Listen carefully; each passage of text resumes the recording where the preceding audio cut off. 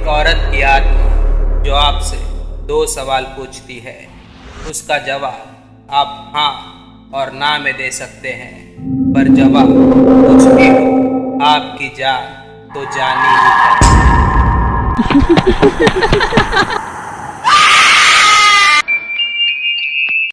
दोस्तों, इस वीडियो में मैं आपको एक औरत की कहानी बताने जा रहा हूँ। उस औरत का नाम था कुचिसाके ओना। कुचिसाके जापान में रहती थी और उसका पति एक समुराई योद्धा था। कुचिसाके दिखने में बहुत ही खूबसूरत थी। अपनी खूबसूरती के कारण वह अपने गांव में बहुत ही मशहूर थी। शादीशुदा होने के बावजूद कुचिसाके के किसी और समुराई के साथ भी प्रेम संबंध थे, और जब इस बात का कुचिसाके के पति को पता चला तो वो बहुत ही क्रोधित हो उठा और उसने गुस्से में कुचिसाके के चेहरे पर अपनी तलवार से एक वार कर दिया।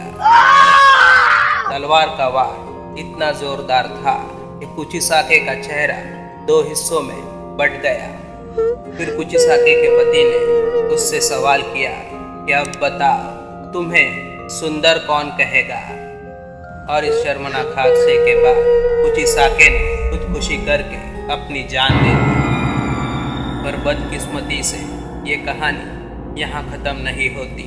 करीब 800 साल बाद कुचिसाके की आत्मा फिर से लौट आई।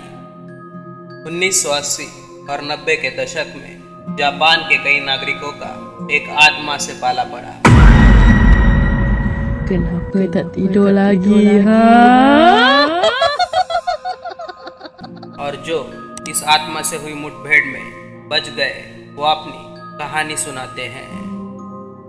उन लोगों के मुताबिक एक औरत जापान की सुनसान गलियों में सर्जिकल मास्क पहने हुए घूमती थी, और वो किसी भी अकेले राह गुजरते आदमी को रोक के दो सवाल पूछती थी। उसका पहला सवाल, क्या मैं खूबसूरत दिखती हूँ? पर उस औरत के चेहरे पर सर्जिकल मास्क होने के कारण उसका पूरा चेहरा कोई देख नहीं पाता था। फिर भी उसकी सुंदर आंखें देख के कोई भी हाँ में जवाब दे देता। फिर वो औरत अपना सर्जिकल मास्क निकाल के अपना पूरा चेहरा दिखा देती, पर उसका चेहरा दो हिस्सों में बटा होता था, जैसे किसी ने उसके मुंह को तेज धार वाले चाकू से चीर दिया हो।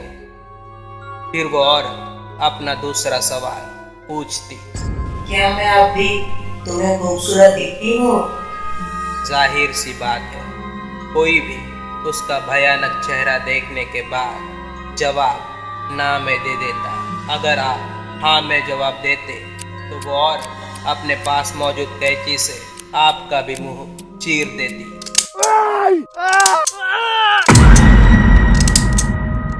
और अगर आप जवाब ना में देते हैं तो वो औरत अपनी कैंची से आपके ऊपर कई वार करके आपकी जान ले लेती है।